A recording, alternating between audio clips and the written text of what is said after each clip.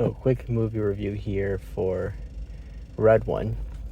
I saw this yesterday with my family, and it was a nice experience. It's funny. It's a funny film. Well, I mean, you gotta respect it to be, right? It's a movie meant to be seen with your family, I think. Where it's meant to be lighthearted and stuff. And Krampus, I like that. So, I guess Krampus is Santa's brother. I don't know if that's like a canon thing in all Santa movies, or that is just in this movie, but like that's his brother. And he, so Santa, I guess Santa technically does punish you in a way. He gives you coal, right? Theoretically.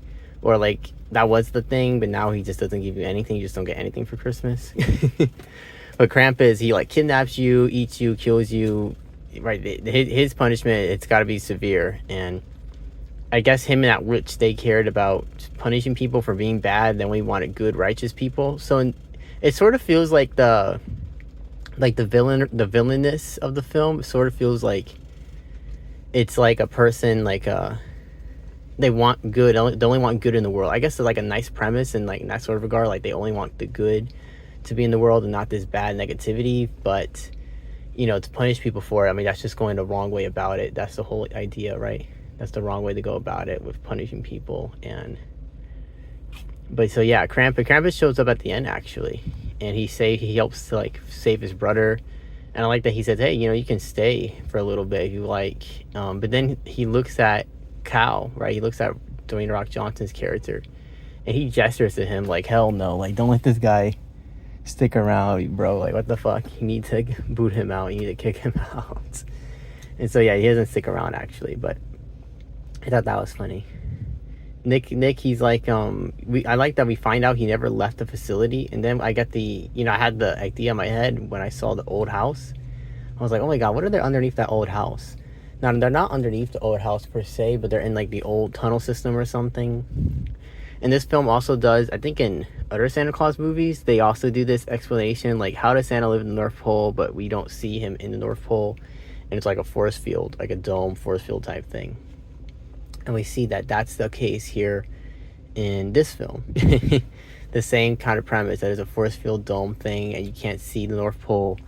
I think in some films, the kids, they have to like have the vision in order to see it. They have to like believe in Santa to see it. Other times, it's literally a physical dome. You can cut a hole in it, and that's what they do. They cut a hole in it, and it was a good, actually, yeah. That is kind of actually what they do. And then Chris Evans' character, he's the tracker guy. He's a deadbeat dad. And I like with him, I like that the wife and him were never together. And he says this, when he's talking about his, there's a scene when they're in the truck together. This is when they're in Germany going to see Krampus. And how do you call, he says to him, he said like, hey man, it wasn't like that. It's never been like that. Me and his mom, we were never actually together. So I guess it was like a fling or something that resulted in a pregnancy. And perhaps they tried to raise the kids together or something, or I don't know. But it's like a funny relationship dynamic that the two of them have. Because like obviously like that's I wonder, does he pay child support? His job is illegal, it's elusive. So I wonder how does he like write down his money. He has a nice apartment. And I think they live in New York. I think we're in New York City. So we're like in an expensive place. And yeah, so I guess a little bit of confusion there with that, right? Of like this whole endeavor with this. But yeah, he's a criminal, right? He's a criminal, but he's not like malicious predatory per se.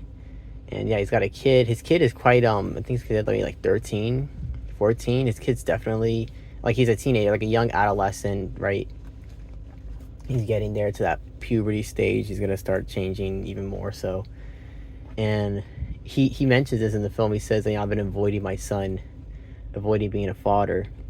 And that he thought that was helping his son. And he learns, obviously, he learns throughout the film that that does the opposite actually. The avoiding and not being part of his life is just as detrimental. Is that the word? I can't probably mispronounce it, but it's just as bad, right, as being, I guess, a bad father. And so like he's still being a bad father, even if because he's thinking, if I'm there, I'm just gonna bring him trouble and misfortune, so I'm gonna be a bad father. But his absence has the same effect, right? So I guess there's like a lesson there in that regard in this film, that even your absence, the absence of a parent, could be just as bad, just as damaging as having a parent that isn't fully present with you in that regard, right? Yeah, this film, it's nice. It's a nice film. I liked it. I liked it very much. And what else is there to say about it? I mean, nothing, not quite much, actually, is it? I'm sure I had probably more to say. I'm thinking this film after the fact that I saw it. So if I saw it then, I would have more. The villain, her real form is kind of funny. She had this, like, she wants to, like, test out this machine, this device, snow globe entrapment thing. And she wants to trap it on a regular person. And she does that. She does trap this regular person. And she has one of her sons there to, like, plant it. But she sells to her sons, like, hey, if you don't get it to work, like, I think it's something that's out of their control anyway. But it's like, oh, if you don't get it to work, then I'm going to test on one of you guys. I think she has 12 sons. And it just seems like, why would you, like, sacrifice? Don't you need your sons? Don't you need to have that support system? Why would you sacrifice your sons like this? You know, in the name of, like, this frustration. And you feel like, why would you do that? Like, that doesn't make any sense to me. But she has to be, like, threatening and menacing, right? She can't be a nice... I mean, she has to be a villain, basically. There's, like, you know, obviously the movie has scenes where, like, he makes a toy car grow into a real car in public in front of people. Nobody reacts, right? There's, I mean, I guess the Abominable Snowman scene, people do react in that scene because they just cannot not react. But still, it's pretty funny. It's still kind of funny, you know, they see the supernatural thing, and I guess, you know, we just gotta, like, hey, listen, you didn't see anything on vacation. You had something in your drink. Everybody has something in their drink, okay? But that was cool seeing the beachy vibe scene. And they go there to meet, like, the guy that he sold the coordinates to. That coordinates guy actually, just like the person connected to a person, connected to another person, connected to another. Everybody's connected to somebody, right? It's like a chain of command, right? That's what we learn here with this movie. It's a chain of command. Everybody's connected to somebody in some regard, in some sort of way. What else I was gonna say? The carrots. That's how you kill the snowman. You have to rip their carrots off. Their carrot nose, you just have to plop it off because they can, like, regenerate themselves. They can put themselves back together. But that's how you kill them, basically. And that was funny. When Dwayne finds this out, he's like, he has this face of, like, oh. Here I am fighting this thing, and it seems like it's impossible to fight it. And like, that's that simple, actually. That's how you kill that fucking thing. I like when he gets his foot stuck in the ice, and he says, hey, little help here. Because the thing he was in the pool, and they froze the pool, and his foot was still stuck in there. And Dwayne, you know, because he's like, they're still trying to get to know each other, and they're still, like, maybe not having the best of agreements with each other. And he's like, oh, you'll figure it out. Like, motherfucker, like, can you just help me right now? Oh my gosh, please. I guess he did that to him because he was supposed to protect that one guy, but he got caught up fighting one of the monsters, or the other guy, he kind of stormed off somewhere, and he got frozen. But he doesn't die, right? Nobody dies in this film. They just, because they said, like, oh, one time he stalled out, his brain would be no good to us. Well, actually, it kind of sounds like maybe he'll be brain dead. So he'll be, alive, but brain dead? I don't know.